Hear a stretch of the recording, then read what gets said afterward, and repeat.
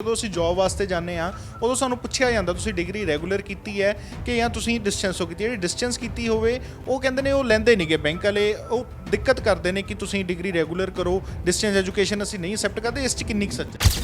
ਇਹ ਡਿਪੈਂਡ ਕਰਦਾ ਹੈ ਕਿ ਤੁਸੀਂ ਬਾਕੀ ਚੀਜ਼ਾਂ ਨੂੰ ਆਪਣੀ ਪੋਲਿਸ਼ ਕਰ ਰਹੇ ਹੋ। ਤੁਸੀਂ ਇੱਕ ਡਿਗਰੀ ਨੂੰ ਦਿਖਾ ਦਿੱਤਾ, ਉਸ ਤੋਂ ਬਾਅਦ ਤੁਹਾਡੇ ਇੰਟਰਵਿਊ ਸਕਿੱਲਸ ਦੇਖੇ ਜਾਣਗੇ ਕਿ ਤੁਸੀਂ ਇੱਕ ਪ੍ਰੋਡਕਟ ਨੂੰ ਸੈਲ ਕਰਨਾ ਹੈ। ਫੋਰ ਐਗਜ਼ਾਮਪਲ ਕੋਈ ਕੰਪਨੀ ਤੁਸੀਂ ਵਧੀਆ ਤਰੀਕੇ ਨਾਲ ਕਰ ਰਹੇ ਹੋ, ਉਹਨੂੰ ਕੋਈ ਤੁਸੀਂ ਪ੍ਰੈਕਟੀਕਲੀ ਚੀਜ਼ਾਂ ਨੂੰ ਸਿੱਖੀ। ਇੱਥੇ ਹੀ ਪ੍ਰੋਬਲਮ ਆਉਂਦੀ ਹੈ। ਇਸ ਲਈ ਬੱਚਿਆਂ ਨੇ ਇਹ ਮਨ 'ਚ ਬਣਾ ਲਿਆ ਕਿ ਸ਼ਾਇਦ ਡਿਗਰੀ ਜਿਹੜੀ ਹੈ ਉਹ ਕੰਮ ਨਹੀਂ ਆਏਗੀ। ਜਿਵੇਂ ਕਿ ਕਈ ਵਾਰੀ ਅਸੀਂ ਨਾ ਇੱਕ ਦੋ ਬੱਚਿਆਂ ਨੂੰ ਪੁੱਛਿਆ ਤੇ ਉਹਨਾਂ ਨੇ ਸਾਨੂੰ ਕਿਹਾ ਕਿ ਅਸੀਂ ਨਾ ਮੈਡਮ ਹੁਣ ਸਬਜ਼ੀ ਵੇਚਣਾ ਚਾਹੁੰਦੇ ਹਾਂ, ਅਸੀਂ +2 ਕੀਤੀ ਹੈ ਤੇ ਹੁਣ ਸਬਜ਼ੀ ਵੇਚਾਂਗੇ। ਅਸੀਂ ਕਿਹਾ ਕਿਉਂ ਸਬਜ਼ੀ ਕਿਉਂ ਵੇਚਣੀ ਹੈ ਤੁਸੀਂ? ਕਿ ਕਹਿੰਦੇ ਬਸ ਤੁਹਾਨੂੰ ਪਤਾ ਕਰੋਨਾ ਆਇਆ ਤੇ ਸਬਜ਼ੀ ਜ਼ਿਆਦਾ ਵਿਕਦੀ ਪਈ ਹੈ, ਇਹੀ ਕੰਮ ਚੱਲ ਰਿਹਾ ਤੇ ਅਸੀਂ ਪੜ੍ਹਨਾ ਨਹੀਂ ਆ ਹੁਣ। ਤੇ ਮੈਂ ਉਹਨਾਂ ਨੂੰ ਇੱਕ ਸਵਾਲ ਪੁੱਛਿਆ ਕਿ ਠੀਕ ਹੈ ਤੁਸੀਂ ਸਬਜ਼ੀ ਵੇਚੋ, ਇਹਦੇ 'ਚ ਕੋਈ ਬੁਰਾਈ ਨਹੀਂ ਹੈ, ਤੁਸੀਂ ਕੰਮ ਸ਼ੁਰੂ ਕਰ ਲਿਆ, ਪੈਸਾ ਕਮਾਉਣਾ ਵੀ ਬੜੀ ਜ਼ਰੂਰਤ ਹੈ, ਘਰ ਚਲਾ ਰਹੇ ਹੋ, ਪਰ ਇਹ ਨਾ ਹੋਵੇ ਤੁਸੀਂ ਇਹ ਚੀਜ਼ ਦੇਖਣਾ ਕਿ ਕੱਲ ਨੂੰ ਤੁਹਾਡੇ ਨਾਲ ਦੇ ਜਿਹੜੇ ਹੈਗੇ ਉਹ ਨਾਲ ਪੜ੍ਹ ਰਹੇ ਹੋ, ਨਾਲ ਕੋਈ ਕੰਮ ਕਰ ਰਹੇ ਹੋ, ਉਹ ਅੱਗੇ ਨਿਕਲ ਜਾਣ। ਕਰੋਨਾ ਨੇ 2 ਸਾਲ 3 ਸਾਲ ਦੇ ਅੰਦਰ ਠੀਕ ਹੋ ਜਾਣਾ ਹੈ ਤੇ 3 ਸਾਲ ਬਾਅਦ ਤੁਹਾਨੂੰ ਇੱਕ ਪਛਤਾਵਾ ਹੋਏਗਾ ਕਿ ਅਸੀਂ ਕੀ ਕੀਤਾ, ਅਸੀਂ ਤੇ ਇੱਥੇ ਹੀ ਰਹਿ ਗਏ, ਪਿੱਛੇ ਰਹਿ ਗਏ। ਬਾਅਦ 'ਚੋਂ ਪਛਤਾਣ ਨਾਲੋਂ ਤੇ ਬੈਟਰ ਹੈ ਕਿ ਅੱਜ ਜਿਹੜਾ ਸਮਾਂ ਹੈਗਾ ਉਹਨੂੰ ਸੰਭਾਲ ਲਓ। ਅਗਰ ਹੁਣ ਬੱਚਾ ਪੜ੍ਹ ਰਿਹਾ ਹੈ, ਆਨਲਾਈਨ ਦੇ ਥਰੂ ਪੜ੍ਹ ਰਿਹਾ ਹੈ ਔਰ ਨਾਲ ਹੀ ਐਪਸ ਨੂੰ ਡਾਊਨਲੋਡ ਕੀਤਾ ਔਰ ਜਾਂ ਫਿਰ ਉਹਨੂੰ ਨੋਟੀਫਿਕੇਸ਼ਨ ਆ ਰਹੀ, ਉਹਨੂੰ ਯੂਜ਼ ਕਰ ਰਿਹਾ, ਇਹ ਤੇ ਉਹਦੀ ਸਮਝ ਹੈ ਬੱਚੇ ਦੀ ਕਿ ਹਾਂ ਬੱਚੇ ਨੂੰ ਕਿਵੇਂ ਯੂਜ਼ ਕਰਨਾ। ਅਗਰ ਛੋਟਾ ਹੈ ਫਿਰ ਤੇ ਮਦਰਸ ਦਾ ਰੋਲ ਹੁੰਦਾ ਹੈ, ਪਰ ਅਗਰ ਉਹ ਵੱਡਾ ਹੈ, ਬੱਚਾ ਸਿਆਣਾ ਹੈ ਔਰ ਉਹਦਾ ਕੋਈ ਗੋਲ ਹੈ ਤੇ ਉਹ ਆਪੇ ਹੀ ਉਸ ਚੀਜ਼ ਨੂੰ ਨਹੀਂ ਕਰੇਗਾ। ਇੱਦਾਂ ਦੇ ਵੀ ਬੱਚੇ ਹੈ। ਅਗਰ ਤੁਸੀਂ ਮੈਟਰੋ ਸਿਟੀਜ਼ ਦੀ ਗੱਲ ਕਰੋ ਤੇ ਉੱਥੇ ਬੱਚੇ ਕੀ ਹੁੰਦਾ, ਬਹੁਤ ਕਰੀਅਰ ਓਰੀਐਂਟਡ ਹੁੰਦੇ ਨੇ। ਉਹ ਕਹਿੰਦੇ ਨੇ ਅਸੀਂ ਟਾਈਮ ਨਹੀਂ ਵੇਸਟ ਕਰਨਾ, ਅਸੀਂ ਨਾਲ ਪੜ੍ਹਨਾ ਤੇ ਨਾਲ ਅਸੀਂ ਜੌਬ ਕਰਨੀ ਹੈ ਤਾਂ ਕਿ ਸਾਡੇ ਕੋਲ ਐਕਸਪੀਰੀਅੰਸ ਆ ਸਕੇ, ਸਾਡੇ ਕੋਲ ਐਕਸਪੋਜ਼ਰ ਆ ਜਾਏ। ਅਸੀਂ ਡਿਸਟੈਂਸ ਐਜੂਕੇਸ਼ਨ ਨੂੰ ਕਹਿੰਦੇ ਆ ਕਿ ਇੱਕ ਬਹੁਤ ਅੱਛਾ ਪਲੇਟਫਾਰਮ ਹੈ। ਜਿਹੜੇ ਨਹੀਂ ਕਰ ਸਕਦੇ, ਜਿਹੜੇ ਰੈਗੂਲਰ ਮੋਡ ਤੇ ਨਹੀਂ ਜਾ ਸਕਦੇ, ਉਹ ਕੁਛ ਨਾ ਕੁਛ ਸੋਚਣ। ਇਹ ਡ੍ਰੌਪ ਕਰਨ ਦਾ ਜਿਹੜਾ ਆਈਡੀਆ ਹੁੰਦਾ ਜਾਂ ਸਕਿਪ ਕਰਨ ਦਾ ਆਈਡੀਆ ਹੁੰਦਾ, ਇਹਦੇ ਤੇ ਮੈਂ ਸਹਿਮਤ ਨਹੀਂ ਹਾਂ। ਕਈ ਜਗ੍ਹਾ ਤੇ ਬੱਚਿਆਂ ਦੇ ਦਿਲਾਂ ਦੇ ਵਿੱਚ ਵਹਿਮ ਹੈ ਕਿ ਡਿਸਟੈਂਸ ਐਜੂਕੇਸ਼ਨ ਦੀ ਜਿਹੜੀ ਡਿਗਰੀ ਹੁੰਦੀ ਹੈ ਉਹ ਵੈਲਿਡ ਨਹੀਂ ਹੁੰਦੀ, ਉਹਨਾਂ ਨੂੰ ਜੌਬਸ ਨਹੀਂ ਮਿਲਦੀਆਂ। ਕੀ ਕਰੀਅਰ ਆਪਸ਼ਨਸ ਕੀ ਡਿਸਟੈਂਸ ਐਜੂਕੇਸ਼ਨ ਤੋਂ ਬਾਅਦ ਜੋ ਰੈਗੂਲਰ ਡਿਗਰੀ ਕਰਕੇ ਹੁੰਦੇ ਨੇ, ਕਿ ਉਹ ਡਿਸਟੈਂਸ ਐਜੂਕੇਸ਼ਨ 'ਚ ਵੀ ਉਹੀ ਡਿਗਰੀ ਕਰਕੇ ਉਹ ਕਰੀਅਰ ਆਪਸ਼ਨਸ ਰਹਿੰਦੇ ਨੇ ਬੰਦੇ ਕੋਲ? ਅਗਰ ਤੁਹਾਡੇ ਅੰਦਰ ਮਨ ਵਿੱਚ ਇੱਛਾ ਹੈ ਕੁਝ ਕਰਨ ਦੀ ਤਾਂ ਤੁਸੀਂ ਕਰ ਸਕਦੇ ਹੋ। ਤੇ ਆਰਥਿਕ ਵਿਵਸਥਾ ਇਦਾਂ ਦੀ ਸੀ ਕਿ ਮੈਂ ਇੱਕ ਰੈਗੂਲਰ ਦੇ ਵਿੱਚ ਮੈਨੂੰ ਲੱਗਿਆ ਕਿ ਮੈਂ ਨਹੀਂ ਅਫੋਰਡ ਕਰ ਪਾਊਂਗਾ, ਇਕੱਲਾ ਵੀ ਟਿਊਸ਼ਨਸ ਪੜ੍ਹਾ ਰਿਹਾ ਸਿਰਫ, ਤੇ ਰੈਗੂਲਰ ਦੀ ਫੀ ਕਿਵੇਂ ਕੱਢੂੰਗਾ। ਤਾਂ ਮੈਨੂੰ ਇੱਕ ਫਰੈਂਡ ਨੇ ਸੁਜੈਸਟ ਕੀਤਾ ਕਿ ਡਿਸਟੈਂਸ ਐਜੂਕੇਸ਼ਨ LPU ਕਰਵਾ ਰਿਹਾ, ਜਿਹਦੀ ਫੀਸ ਕਾਫੀ ਨੋਮੀਨਲ ਹੈ ਤੇ ਉਹਦੇ ਵਿੱਚ ਵੀ ਉਹੀ ਚੀਜ਼ਾਂ ਨੇ ਜੋ ਅਸੀਂ ਰੈਗੂਲਰ ਦੇ ਵਿੱਚ ਪੜ੍ਹਨੀਆਂ। ਤਾਂ ਫਿਰ ਇੱਥੇ ਆ ਕੇ ਮੈਂ ਇਨਕੁਆਇਰ ਕੀਤਾ, ਸਿਮਰਨ ਮੈਡਮ ਨੂੰ ਮਿਲਿਆ, ਤਾਂ MBA ਦੇ ਵਿੱਚ ਸਰ ਮੈਂ ਇੱਥੇ ਐਡਮਿਸ਼ਨ ਲਈ ਤੇ ਇੱਥੇ ਮੈਂ ਪਾਰਟ ਟਾਈਮ ਸ਼ੁਰੂ ਕੀਤਾ ਸਰ। ਤੇ ਹੌਲੀ ਕਰਦੇ ਇੰਨੀ ਮੈਨੂੰ ਗਰੋਥ ਆਪਸ਼ਨ ਇੱਥੇ ਹੀ ਮਿਲਦੀ ਗਈ। MBA ਕਰਦੇ ਹੀ ਜਦੋਂ ਮੇਰੀ ਡਿਗਰੀ ਕੰਪਲੀਟ ਹੋਈ ਹੈ MBA ਦੀ, ਤੇ ਉਦੋਂ ਮੈਨੂੰ 2 ਸਾਲ ਦਾ ਐਕਸਪੀਰੀਅੰਸ ਵੀ ਹੋ ਚੁੱਕਾ ਸੀ ਕੰਮ ਕਰਦੇ ਦਾ। ਮੈਂ ਇਹ ਨਹੀਂ ਕਹਿੰਦਾ ਕਿ ਰੈਗੂਲਰ ਮਾੜਾ ਹੈ, ਬਟ ਅੱਜ ਦੀ ਡੇਟ 'ਚ ਸਰ ਐਕਸਪੀਰੀਅੰਸ ਦੀ ਹੀ ਕੀਮਤ ਪੈਂਦੀ ਹੈ ਐਟ ਦੀ ਐਂਡ। ਤੇ ਇੱਦਾਂ ਦੇ ਨੰਬਰ ਆਫ ਸਟੂਡੈਂਟਸ ਹੈ ਜਿਨ੍ਹਾਂ ਨੇ ਬਹੁਤ ਕਰੀਅਰ ਬਣਾਇਆ ਔਰ ਇੱਥੇ ਹੀ ਨਹੀਂ ਹੈ, ਦੁਬਈ ਬੈਠੇ ਹੈ, ਆਸਟ੍ਰੇਲੀਆ ਬੈਠੇ ਹੈ, ਕੈਨੇਡਾ ਬੈਠੇ ਹੈ। ਅੱਜ ਮੈਸੇਜ ਆਉਂਦੇ ਉਹਨਾਂ ਦੇ ਕਈ ਵਾਰੀ ਕਿ ਥੈਂਕਸ ਮੈਮ ਕਿ ਤੁਸੀਂ ਇੱਦਾਂ ਦਾ ਅੱਛਾ ਗਾਈਡ ਕੀਤਾ ਔਰ ਅਸੀਂ ਇੱਕ ਰਾਹ ਫੜ ਲਈ। ਪਿਛਲੇ ਸਾਲ ਜਦੋਂ ਕਰੋਨਾ ਵਾਇਰਸ ਨੇ ਪੂਰੇ ਸੰਸਾਰ ਦੇ ਵਿੱਚ ਦਸਤਕ ਦਿੱਤੀ ਸੀ ਤਾਂ ਉਹ ਹਰੇਕ ਵਾਸਤੇ ਬਿਮਾਰੀ ਜਿਹੜੀ ਹੈ ਉਹ ਨਵੀਂ ਸੀਗੀ, ਨਾ ਉਸ ਦਾ ਕਿਸੇ ਨੂੰ ਇਲਾਜ ਪਤਾ ਸੀ ਕੀ ਹੈ, ਨਾ ਉਦੋਂ ਉਸ ਦੀ ਵੈਕਸੀਨ ਆਈ ਸੀ। ਤਾਂ ਲੋਕਾਂ ਦੀਆਂ ਆਦਤਾਂ ਬਹੁਤ ਬਦਲ ਦਿੱਤੀਆਂ ਕਰੋਨਾ ਵਾਇਰਸ ਨੇ। ਜਿਸ ਤਰ੍ਹਾਂ ਲੋਕ ਪਹਿਲਾਂ ਮਾਸਕ ਨਹੀਂ ਪਾਉਂਦੇ ਸੀਗੇ ਤਾਂ ਬਾਜ਼ਾਰਾਂ ਦੇ ਵਿੱਚ ਉਹਨਾਂ ਨੇ ਘੁੰਮਣ ਵੇਲੇ ਮਾਸਕ ਪਾਉਣਾ ਸ਼ੁਰੂ ਕਰ ਦਿੱਤਾ, ਸਾਫ਼ ਸਫਾਈ ਹੋਰ ਜ਼ਿਆਦਾ ਰੱਖਣੀ ਸ਼ੁਰੂ ਕਰ ਦਿੱਤੀ, ਸੋਸ਼ਲ ਡਿਸਟੈਂਸਿੰਗ ਮੇਨਟੇਨ ਕਰਨੀ ਸ਼ੁਰੂ ਕਰ ਦਿੱਤੀ। ਤਾਂ ਅਜਿਹੀਆਂ ਆਦਤਾਂ ਬਹੁਤ ਜਿਹੜੀਆਂ ਨੇ ਉਹ ਕਰੋਨਾ ਵਾਇਰਸ ਦੇ ਆਉਣ ਤੋਂ ਬਾਅਦ ਲੋਕਾਂ ਨੂੰ ਆਪਣੀਆਂ ਬਦਲਣੀਆਂ ਪਈਆਂ। ਉਸੇ ਤਰ੍ਹਾਂ ਹੀ ਜੇਕਰ ਆਪਾਂ ਐਜੂਕੇਸ਼ਨ 'ਚ ਪੜ੍ਹਾਈ ਦੇ ਵਿੱਚ ਗੱਲ ਕਰੀਏ ਤਾਂ ਉਸ ਦੇ ਵਿੱਚ ਵੀ ਲੋਕਾਂ ਨੂੰ ਆਪਣੀਆਂ ਕਈ ਆਦਤਾਂ ਜਿਹੜੀਆਂ ਨੇ ਉਹ ਬਦਲਣੀਆਂ ਪਈਆਂ।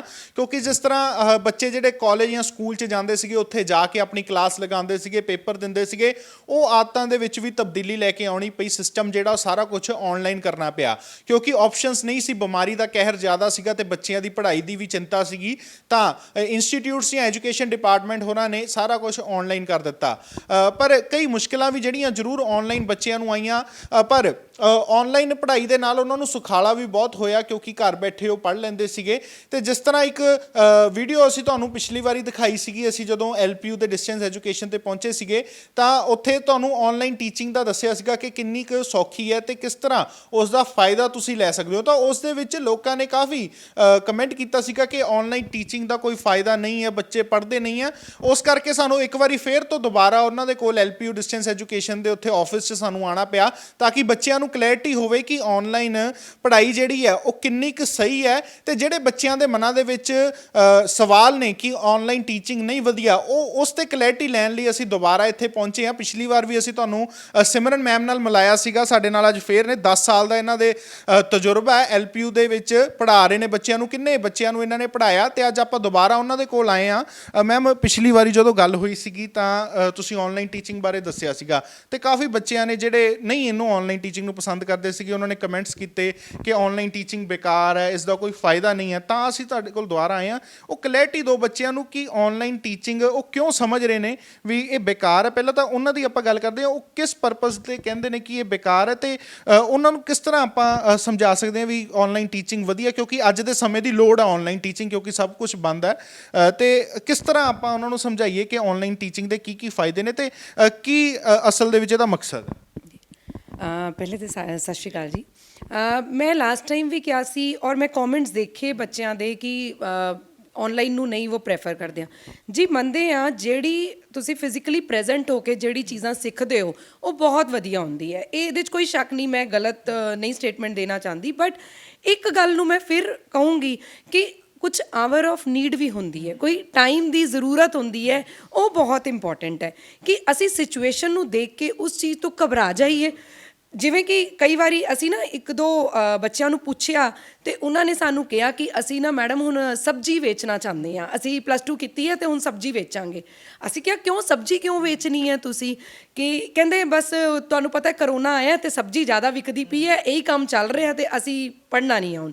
ਤੇ ਮੈਂ ਉਹਨਾਂ ਨੂੰ ਇੱਕ ਸਵਾਲ ਪੁੱਛਿਆ ਕਿ ਠੀਕ ਹੈ ਤੁਸੀਂ ਸਬਜ਼ੀ ਵੇਚੋ, ਇਹਦੇ 'ਚ ਕੋਈ ਬੁਰਾਈ ਨਹੀਂ ਹੈ, ਤੁਸੀਂ ਕੰਮ ਸ਼ੁਰੂ ਕਰ ਲਿਆ, ਪੈਸਾ ਕਮਾਉਣਾ ਵੀ ਬੜੀ ਜ਼ਰੂਰਤ ਹੈ, ਘਰ ਚਲਾ ਰਹੇ ਹੋ, ਪਰ ਇਹ ਨਾ ਹੋਵੇ ਤੁਸੀਂ ਇਹ ਚੀਜ਼ ਦੇਖਣਾ ਕਿ ਕੱਲ ਨੂੰ ਤੁਹਾਡੇ ਨਾਲ ਦੇ ਜਿਹੜੇ ਹੈਗੇ ਉਹ ਨਾਲ ਪੜ੍ਹ ਰਹੇ ਹੋ, ਨਾਲ ਕੋਈ ਕੰਮ ਕਰ ਰਹੇ ਹੋ, ਉਹ ਅੱਗੇ ਨਿਕਲ ਜਾਣ। ਕਰੋਨਾ ਨੇ 2 ਸਾਲ 3 ਸਾਲ ਦੇ ਅੰਦਰ ਠੀਕ ਹੋ ਜਾਣਾ ਤੇ 3 ਸਾਲ ਬਾਅਦ ਤੁਹਾਨੂੰ ਇੱਕ ਪਛਤਾਵਾ ਹੋਏਗਾ ਕਿ ਕੀ ਅਸੀਂ ਕੀ ਕੀਤਾ, ਅਸੀਂ ਤੇ ਇੱਥੇ ਹੀ ਰਹਿ ਗਏ, ਪਿੱਛੇ ਰਹਿ ਗਏ।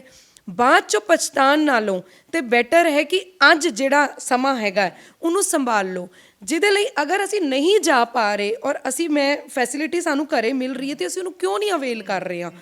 ਐਕਚੁਅਲੀ ਗੱਲ ਹੈ ਕਿ ਠੀਕ ਹੈ ਸਾਡੇ ਕੋਲ ਗੈਜਟ ਹੈ, ਮੋਬਾਈਲ ਇੱਕ ਗੈਜਟ ਹੈ ਔਰ ਉਸ ਗੈਜਟ ਦੇ ਫਾਇਦੇ ਵੀ ਹੈ ਔਰ ਨੁਕਸਾਨ ਵੀ ਹੈ। ਹੁਣ ਆਪਣੇ ਉੱਤੇ ਡਿਪੈਂਡ ਕਰਦਾ ਕਿ ਉਹਨੂੰ ਅਸੀਂ ਯੂਜ਼ ਕਿਵੇਂ ਕਰਨਾ ਹੈ।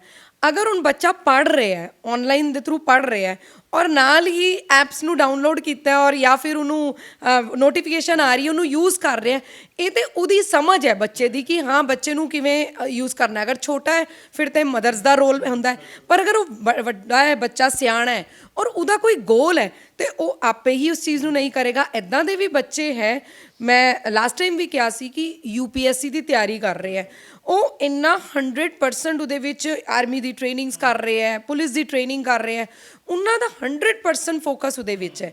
ਬਟ ਕੱਲ੍ਹ ਨੂੰ ਉਹਨਾਂ ਨੂੰ ਜ਼ਰੂਰਤ ਪੈਣੀ ਹੈ, ਉਹਨਾਂ ਨੂੰ ਉਹਨਾਂ ਦੇ ਸਰਟੀਫਿਕੇਟਸ ਡਿਗਰੀ ਦੀ ਜ਼ਰੂਰਤ ਪੈਣੀ ਹੈ, ਉਹ ਨੀਡ ਕਿਵੇਂ ਪੂਰੀ ਹੋਣਗੀ? ਅਗਰ ਉਹ ਕਹਿਣ ਕਿ ਅਸੀਂ ਤਾਂ ਪਹਿਲੇ ਟ੍ਰੇਨਿੰਗ ਪੂਰੀ ਕਰਦੇ ਹਾਂ, 2-3 ਸਾਲ ਲਾ ਕੇ 4 ਸਾਲ ਲਾ ਕੇ ਕੋਈ ਵੀ ਪ੍ਰੋਗਰਾਮ ਨੂੰ ਅਗਰ ਅਸੀਂ ਜੁਆਇਨ ਕੀਤਾ ਉਹ ਕਰਦੇ ਹਾਂ ਤੇ ਉਸ ਤੋਂ ਬਾਅਦ ਅਸੀਂ ਕੁਝ ਸੋਚਾਂਗੇ ਤੇ ਕਿਤੇ ਨਾ ਕਿਤੇ ਸ਼ਾਇਦ ਜਿਹੜਾ ਉਹਨਾਂ ਦਾ ਪੜ੍ਹਨ ਦਾ ਗੈਪ ਹੈ ਉਹ ਇੰਨਾ ਜ਼ਿਆਦਾ ਹੋ ਗਿਆ ਹੋਗਾ ਕਿ ਉਹਨਾਂ ਦਾ ਇੰਟਰਸਟ ਵੀ ਘੱਟ ਜਾਏਗਾ।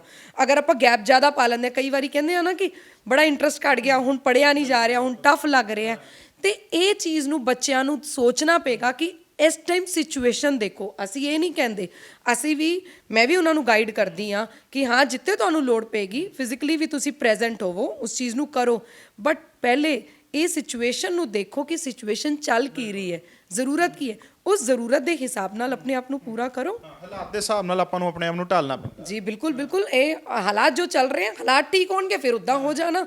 ਹਾਂ, ਅਗਰ ਹਾਲਾਤ ਮਾੜੇ ਆਏ ਹੈ, ਉਨੀ ਪੈਸੇ ਦੀ ਵੀ ਜ਼ਰੂਰਤ ਪੈ ਰਹੀ ਹੈ ਤੇ ਅਸੀਂ ਕਿਉਂ ਨਹੀਂ ਸੋਚਦੇ ਕਿ ਬੱਚੇ ਆਪਣਾ ਨਾਲ ਜੌਬ ਕਰਨ? ਅਗਰ ਮੈਂ ਕਹਾਂ ਕਿ ਸਿਰਫ ਲੋਕ ਪੈਸੇ ਲਈ ਹੀ ਡਿਸਟੈਂਸ ਐਜੂਕੇਸ਼ਨ ਨੂੰ ਕਰਦੇ ਨੇ ਕਿ ਫੀ ਨਹੀਂ ਕਰ ਪਾ ਰਹੇ, ਐਦਾਂ ਨਹੀਂ ਹੈ। ਅਗਰ ਤੁਸੀਂ ਮੈਟਰੋ ਸਿਟੀਜ਼ ਦੀ ਗੱਲ ਕਰੋ ਤੇ ਉੱਥੇ ਬੱਚੇ ਕੀ ਹੁੰਦਾ ਬਹੁਤ ਕਰੀਅਰ ਓਰੀਐਂਟਡ ਹੁੰਦੇ ਨੇ। ਉਹ ਕਹਿੰਦੇ ਨੇ ਅਸੀਂ ਟਾਈਮ ਨਹੀਂ ਵੇਸਟ ਕਰਨਾ, ਅਸੀਂ ਨਾਲ ਨਾਲ ਪੜ੍ਹਨਾ ਤੇ ਨਾਲ ਨਾਲ ਅਸੀਂ ਜੌਬ ਕਰਨੀ ਹੈ ਤਾਂ ਕਿ ਸਾਡੇ ਕੋਲ ਐਕਸਪੀਰੀਅੰਸ ਆ ਸਕੇ, ਸਾਡੇ ਕੋਲ ਐਕਸਪੋਜ਼ਰ ਆ ਜਾਏ। ਹੁਣ ਅਗਰ ਗੱਲ ਕਰੀਏ ਕਿ ਹਰ ਰੈਗੂਲਰ ਬੱਚੇ ਨੂੰ ਜੌਬ ਆਪਸ਼ਨ ਅੱਛੀ ਮਿਲ ਜਾਂਦੀ ਹੈ, ਐਦਾਂ ਤੇ ਨਹੀਂ ਹੁੰਦਾ ਕਿ ਕੁਝ ਬੱਚੇ ਜਿਹੜੀ ਨਾਰਮਲੀ ਹੁੰਦਾ ਨਾ ਕਿ ਕਹਿੰਦੇ ਕਰੀਮ ਚੱਕ ਲਈ, ਨਾਰਮਲੀ ਕੁਝ ਬੱਚਿਆਂ ਨੂੰ ਚੱਕਿਆ ਜਾਂਦਾ ਜੋ ਠੀਕ ਹੈ ਬਹੁਤ ਵਧੀਆ ਕਰ ਰਹੇ, ਪਰ ਫਿਰ ਦੂਸਰੇ ਬੱਚਿਆਂ ਦਾ ਤੇ ਸਟਰਗਲ ਫਿਰ ਉੱਥੇ ਹੀ ਖੜਾ ਹੋ ਜਾਂਦਾ ਹੈ। ਕਿਤੇ ਨਾ ਕਿਤੇ ਬੱਚਿਆਂ ਨੂੰ ਇਸ ਚੀਜ਼ ਨੂੰ ਸਿਚੁਏਸ਼ਨ ਨੂੰ ਸਮਝਣਾ ਪਏਗਾ, ਇੰਨੀ ਮੈਚਿਓਰਿਟੀ ਦਿਖਾਣੀ ਪਏਗੀ ਕਿ ਸਾਨੂੰ ਇਸ ਟਾਈਮ ਜ਼ਰੂਰਤ ਹੈ ਕਿਸ ਚੀਜ਼ ਦੀ। ਕਿਉਂਕਿ ਸਦਾ ਤਾਂ ਹਾਲਾਤ ਇਹ ਨਹੀਂ ਰਹਿਣੇ, ਸਦਾ ਹੀ ਕਲਾਸਾਂ ਆਨਲਾਈਨ ਨਹੀਂ ਰਹਿਣੀਆਂ, ਦੁਬਾਰਾ ਕਲਾਸਾਂ 'ਚ ਬੱਚੇ ਜਾਣਗੇ ਹੀ, ਟੀਚਰਾਂ ਨੂੰ ਸਵਾਲ ਪੁੱਛਣਗੇ। ਜੀ ਬਿਲਕੁਲ। ਔਰ ਅਗਰ ਆਨਲਾਈਨ ਹੈ ਵੀ ਤੇ ਅਗਰ ਜਿਹੜੇ ਬੱਚੇ ਨਹੀਂ ਕਰ ਸਕਦੇ, ਹੁਣ ਜਿਹੜੇ ਬੱਚੇ ਲਗਾ ਸਕਦੇ ਠੀਕ ਹੈ ਉਹ ਕਰਨ, ਪਰ ਜਿਹੜੇ ਬੱਚੇ ਬੜੇ ਦੂਰ ਹੈ ਜੌਬ ਇੱਦਾਂ ਦੀ ਕਰ ਰਹੇ ਹੈ, ਉਹਨਾਂ ਦੀ ਕਰੀਅਰ ਆਪਸ਼ਨ ਅਗਰ ਉਹਨਾਂ ਦਾ ਕਰੀਅਰ ਬਣ ਚੁੱਕਾ, ਹੁਣ ਇਸ ਟਾਈਮ ਇਹ ਤਾਂ ਹੈ ਨਹੀਂ ਕਿ ਆਪਣੀ ਨੌਕਰੀਆਂ ਛੱਡ ਕੇ ਆਪਣੇ ਕੰਮ ਨੂੰ ਬਿਜ਼ਨਸ ਨੂੰ ਛੱਡ ਕੇ ਉਹ ਆਪਣੀ ਪੜ੍ਹਾਈ ਨੂੰ ਕਰਨਗੇ। ਕਿਤੇ ਨਾ ਕਿਤੇ ਸ਼ੌਂਕ ਹੁੰਦਾ ਨਾਲ। ਔਰ ਇੱਦਾਂ ਹੀ ਨਹੀਂ ਹੈ, ਕਈ ਐਸੇ ਸਟੂਡੈਂਟਸ ਹੈ ਮਤਲਬ ਜਿਨ੍ਹਾਂ ਦੀ ਏਜ 50+ ਹੈ ਔਰ ਇੱਕ ਸ਼ੌਂਕ ਰੱਖਦੇ ਹੈ। ਹੁਣ ਆਪਣੀ ਫੈਮਿਲੀ ਨੂੰ ਪੂਰੀ ਤਰ੍ਹਾਂ ਡਿਸਟਰਬ ਕਰਕੇ ਤੇ ਉਹ ਆਣ ਨਹੀਂ ਲੱਗੇ ਕਿ ਹਾਂ ਅਸੀਂ ਫੈਮਿਲੀ ਨੂੰ ਡਿਸਟਰਬ ਕਰਕੇ ਅਸੀਂ ਆਪਣਾ ਪੜ੍ਹਾਈ ਸ਼ੁਰੂ ਕਰੀਏ। ਕਿਤੇ ਨਾ ਕਿਤੇ ਉਹਨਾਂ ਨੂੰ ਫੈਮਿਲੀ ਵੀ ਦੇਖਣੀ ਹੈ, ਕਿਤੇ ਨਾ ਕਿਤੇ ਉਹਨਾਂ ਨੂੰ ਆਪਣੇ ਬਾਹਰ ਦੇ ਕੰਮ ਵੀ ਦੇਖਣੇ, ਘਰ ਦੇ ਸਾਰੇ ਕੰਮ ਦੇਖਣੇ, ਔਰ ਫਿਰ ਜਾ ਕੇ ਪੜ੍ਹਨ ਦਾ ਸ਼ੌਂਕ ਪੂਰਾ ਕਰਨਾ ਹੈ। ਉਹ ਪੜ੍ਹਾਈ ਕਿਵੇਂ ਕਰਨਗੇ? ਉੱਥੇ ਸਾਡੇ ਵਰਗੇ ਕਾਉਂਸਲਰਸ ਦੀ ਲੋੜ ਪੈਂਦੀ ਹੈ ਉਹਨਾਂ ਨੂੰ ਕਿ ਕਿਤੇ ਉਹਨਾਂ ਨੂੰ ਲੱਗਦਾ ਹੈ ਕਿ ਹਾਂ ਇਸ ਸਿਚੁਏਸ਼ਨ 'ਤੇ ਅਸੀਂ ਕਿਵੇਂ ਕਰੀਏ, ਕਿਵੇਂ ਮੈਨੇਜ ਕਰੀਏ, ਤਾਂ ਉਹ ਸਭ ਤੋਂ ਬੈਸਟ ਵੇ ਹੈ। ਤਦੀ ਅਸੀਂ ਡਿਸਟੈਂਸ ਐਜੂਕੇਸ਼ਨ ਨੂੰ ਕਹਿੰਦੇ ਹਾਂ ਕਿ ਇੱਕ ਬਹੁਤ ਅੱਛਾ ਪਲੈਟਫਾਰਮ ਹੈ। ਜਿਹੜੇ ਨਹੀਂ ਕਰ ਸਕਦੇ, ਜਿਹੜੇ ਰੈਗੂਲਰ ਮੋਡ 'ਤੇ ਨਹੀਂ ਜਾ ਸਕਦੇ, ਉਹ ਕੁਛ ਨਾ ਕੁਛ ਸੋਚਣ।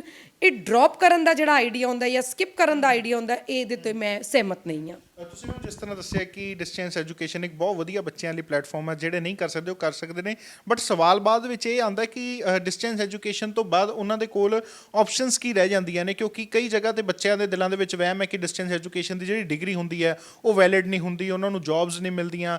ਕੀ ਕਰੀਅਰ ਆਪਸ਼ਨਸ ਕੀ ਡਿਸਟੈਂਸ ਐਜੂਕੇਸ਼ਨ ਤੋਂ ਬਾਅਦ ਜੋ ਰੈਗੂਲਰ ਡਿਗਰੀ ਕਰਕੇ ਹੁੰਦੇ ਨੇ, ਕਿ ਉਹ ਡਿਸਟੈਂਸ ਐਜੂਕੇਸ਼ਨ 'ਚ ਵੀ ਉਹੀ ਡਿਗਰੀ ਕਰਕੇ ਉਹ ਕਰੀਅਰ ਆਪਸ਼ਨਸ ਰਹਿੰਦੇ ਨੇ ਬੰਦੇ ਕੋਲ?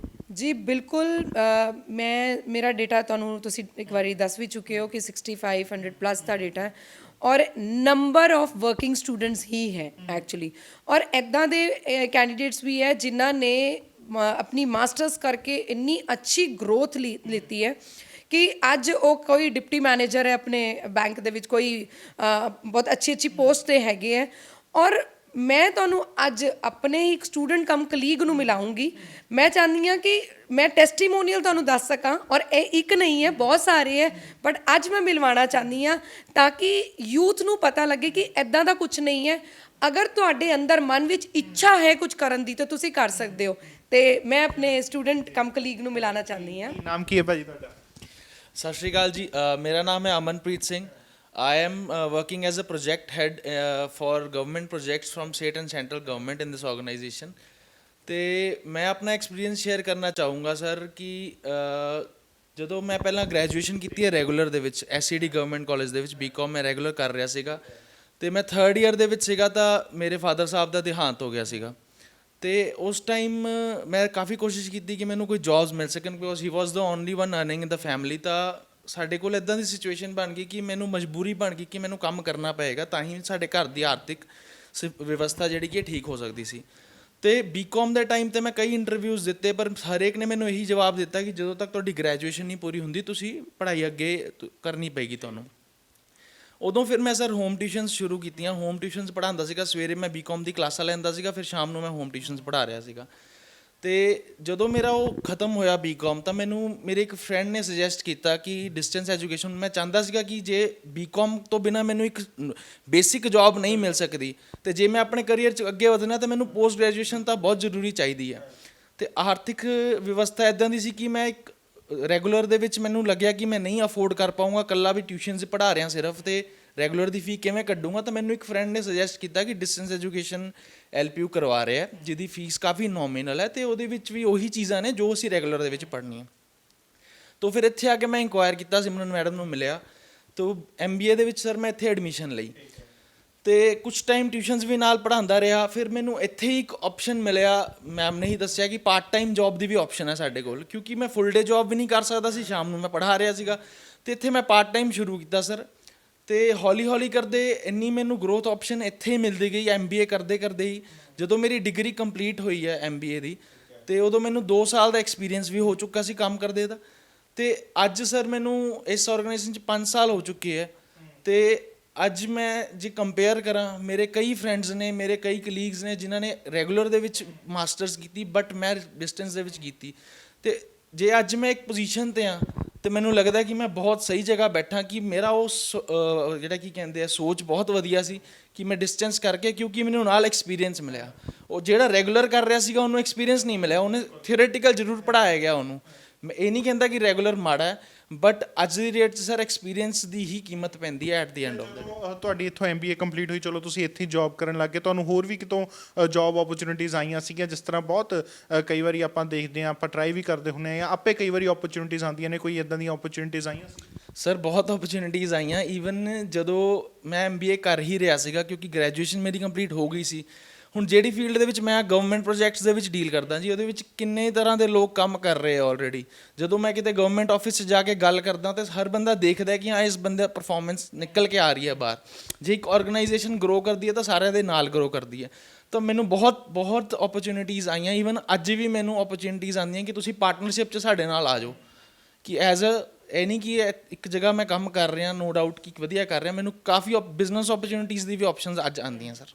ਤੇ ਜਿਸ ਤਰ੍ਹਾਂ ਕਈ ਨੌਜਵਾਨਾਂ ਦੇ ਦਿਲਾਂ ਦੇ ਵਿੱਚ ਇਹ ਰਹਿੰਦਾ ਕਿ ਡਿਸਟੈਂਸ ਨਹੀਂ ਕਰਨਾ ਯਾਰ, ਅਸੀਂ ਰੈਗੂਲਰ ਹੀ ਕਰਾਂਗੇ, ਡਿਸਟੈਂਸ ਦਾ ਕੋਈ ਫਾਇਦਾ ਨਹੀਂ ਹੈਗਾ, ਕੋਈ ਜੌਬ ਓਪਰਚੁਨਿਟੀ, ਉਹਨਾਂ ਲਈ ਮੈਸੇਜ ਕੀ ਹੈ? ਕਿਉਂਕਿ ਉਹਨਾਂ ਦਾ ਜਿਹੜਾ ਸਟੇਟ ਆਫ ਮਾਈਂਡ ਆ ਉਹ ਚੇਂਜ ਕਰਨ ਦੀ ਲੋੜ ਹੈ। ਬਿਲਕੁਲ ਸਰ, ਜੇ ਨਾ ਇਹ ਜ਼ਰੂਰ ਦੇਖਿਆ ਗਿਆ ਕਿ ਸਟੂਡੈਂਟਸ ਦੇ ਮਨ ਦੇ ਵਿੱਚ ਇਹ ਬਹੁਤ ਹੁੰਦਾ ਹੈ ਕਿ ਡਿਸਟੈਂਸ ਐਜੂਕੇਸ਼ਨ ਉਹਨਾਂ ਵੈਲਿਊਏਬਲ ਨਹੀਂ ਹੁੰਦਾ ਰੈਗੂਲਰ ਦੇ ਕੰਪੈਰੀਟਿਵਲੀ, ਬਟ ਇੱਦਾਂ ਦਾ ਕੁਝ ਨਹੀਂ ਹੈ। ਮੈਂ ਲਾਈਵ ਐਗਜ਼ਾਮਪਲ ਬੈਠਾ ਤੁਹਾਡੇ ਅੱਗੇ। Distance education basically the need is ਕਿ ਤੁਹਾਨੂੰ ਐਜੂਕੇਸ਼ਨ ਤੁਹਾਡੇ ਕੋਲ ਹੋਣੀ ਚਾਹੀਦੀ ਹੈ। ਦੂਸਰੀ ਗੱਲ ਹੈ ਕਿ ਸਰ ਇਹ ਕੈਪੇਬਿਲਿਟੀ ਬੰਦੇ ਦੀ ਆਪਣੀ ਹੈ। ਜੇ ਤੁਹਾਡੀ ਵਿਲ ਸਟਰੋਂਗ ਹੈ, ਜੇ ਤੁਸੀਂ ਚਾਹੁੰਦੇ ਹੋ ਕਿ ਤੁਸੀਂ ਜ਼ਿੰਦਗੀ 'ਚ ਕੁਝ ਕਰਨਾ ਹੈ, ਤਾਂ ਤੁਸੀਂ ਘਰ ਬੈਠ ਕੇ ਵੀ ਪੜ੍ਹੋਗੇ ਤਾਂ ਵੀ ਕਰ ਲਓਗੇ।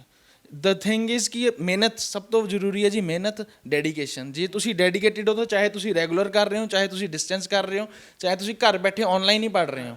ਦ ਥਿੰਗ ਇਜ਼ ਕਿ ਜੇ ਤੁਸੀਂ ਕੁਝ ਕਰਨਾ ਆਪਣੀ ਲਾਈਫ 'ਚ ਤਾਂ ਤੁਹਾਨੂੰ ਕੋਈ ਨਹੀਂ ਰੋਕ ਸਕਦਾ। ਮੈਮ ਚਲੋ ਤੁਸੀਂ ਇੱਕ ਐਗਜ਼ਾਮਪਲ ਤਾਂ ਦਿਖਾ ਦਿੱਤੀ, ਹੋਰ ਕਿੰਨੀਆਂ ਕਿਹੋ ਜਿਹੀਆਂ ਐਗਜ਼ਾਮਪਲਸ ਨੇ ਜਿਨ੍ਹਾਂ ਨੇ ਆਪਣੀ ਡਿਸਟੈਂਸ ਐਜੂਕੇਸ਼ਨ ਤੋਂ ਆਪਣੀ ਲਾਈਫ ਜਿਹੜੀ ਹੈ ਵਧੀਆ ਕੀਤੀ ਹੈ? ਇੱਦਾਂ ਦੇ ਨੰਬਰ ਆਫ ਸਟੂਡੈਂਟਸ ਹੈ। ਇਹ ਤੇ ਸਾਡੇ ਸਕਿੱਲ ਡਿਵੈਲਪਮੈਂਟ ਹੈੱਡ ਹੈ ਜੋ ਇਸ ਟਾਈਮ ਮੇਰੇ ਨਾਲ ਬੈਠੇ ਹੈ, ਔਰ ਇੱਕ ਟਾਈਮ ਤੇ ਮੇਰੇ ਸਟੂਡੈਂਟ ਸੀ।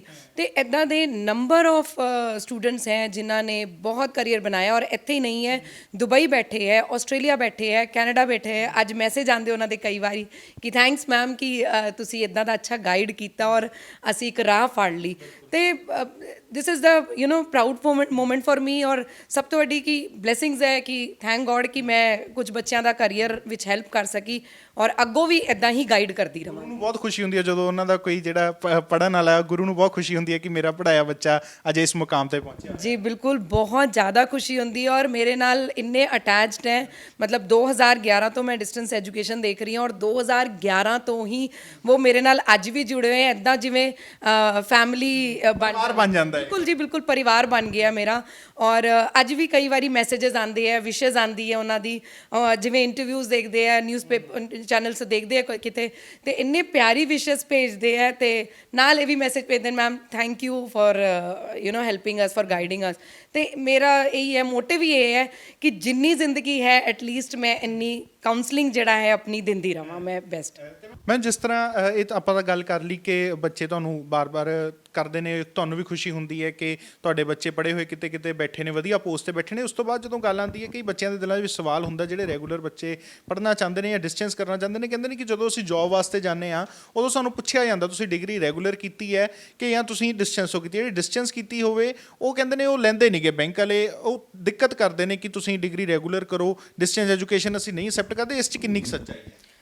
ਸਰ ਅਗਰ ਮੈਂ ਗੱਲ ਕਰਾਂ ਕਿ ਸਾਡੇ, ਮੈਂ ਲੁਧਿਆਣੇ ਦੀ ਗੱਲ ਕਰ ਲੈਂਦੀ ਹਾਂ, ਬੈਂਕਸ ਦੇ ਵਿੱਚ I think so maximum student ਮੇਰਾ ਬੈਂਕਰ ਹੀ ਹੈ, ਕਿਉਂਕਿ ਜੋ ਸਭ ਤੋਂ ਜ਼ਿਆਦਾ ਗਾਈਡੈਂਸ ਮੇਰੀ MBA ਦੀ ਰਹੀ ਹੈ, MBA ਦਾ ਮੇਰਾ ਬਹੁਤ ਜ਼ਿਆਦਾ ਸਟੂਡੈਂਟ ਰਹਾ ਹੈ, ਤੇ ਉਹ ਸਾਰੇ ਬੈਂਕ ਦੇ ਵਿੱਚ ਜੁਆਇਨ ਕੀਤਾ ਉਹਨਾਂ ਨੇ ਕੋਈ, ਔਰ ਬਹੁਤ ਅੱਛੇ ਮਤਲਬ ਮੈਨੇਜਰ ਦੀ ਪੋਸਟ ਤੱਕ ਹੈਗੇ ਹੈ। ਪ੍ਰਮੋਸ਼ਨਸ ਹੁੰਦੀ ਹੈ, ਮੈਨੂੰ ਫੋਨ ਆਉਂਦਾ ਮੈਮ ਸਾਡੀ ਪ੍ਰਮੋਸ਼ਨ ਹੋ ਗਈ ਹੈ। ਤੇ ਮੈਂ ਉੱਥੇ ਇੱਕ ਗੱਲ ਕਰੂੰਗੀ, ਇਹ ਸਟੂਡੈਂਟਸ ਨੂੰ ਥੋੜ੍ਹਾ ਜਿਹਾ ਨਾ ਆਪਣੇ ਆਪ ਨੂੰ ਦੇਖਣਾ ਪਏਗਾ। Degree will help you to enter ਇੱਕ ਐਲੀਜੀਬਿਲਟੀ ਕ੍ਰਾਈਟੇਰੀਆ ਹੈ ਕਿ ਤੁਸੀਂ ਇਸ ਜੌਬ ਲਈ ਐਲੀਜੀਬਲ ਹੋ ਜਾਂ ਨਹੀਂ, ਔਰ ਜਦ ਤੁਸੀਂ ਮਾਸਟਰਸ ਕਰਦੇ ਹੋ ਤਾਂ ਪ੍ਰੋਮੋਸ਼ਨ ਲਈ ਐਲੀਜੀਬਲ ਹੋ ਜਾਂ ਨਹੀਂ। ਬਟ ਕਿਤੇ ਨਾ ਕਿਤੇ ਤੁਹਾਨੂੰ ਨਾਲ ਕੁਝ ਕੰਮ ਹੋਰ ਵੀ ਕਰਨਾ ਪਏਗਾ ਆਪਣੇ ਕਮਿਊਨੀਕੇਸ਼ਨ ਸਕਿੱਲਸ ਤੇ, ਆਪਣੀ ਪ੍ਰੈਕਟੀਕਲ ਸਕਿੱਲਸ ਦੇ ਉੱਤੇ, ਆਪਣੀ ਪਰਸਨੈਲਿਟੀ ਦੇ ਉੱਤੇ। ਅਸੀਂ ਉਹਨਾਂ ਚੀਜ਼ਾਂ ਨੂੰ ਇਗਨੋਰ ਕਰਦੇ ਹਾਂ ਔਰ ਕੱਲੀ ਡਿਗਰੀ ਨੂੰ ਲੈ ਕੇ ਕਹਿ ਦਿੰਦੇ ਹਾਂ ਕਿ ਚੱਲ ਰਹੀ ਕਿ ਨਹੀਂ। ਕੀ ਰੈਗੂਲਰ ਦਾ ਸਾਰਾ ਸਟੂਡੈਂਟ 100% ਪਲੇਸ ਹੋ ਜਾਂਦਾ?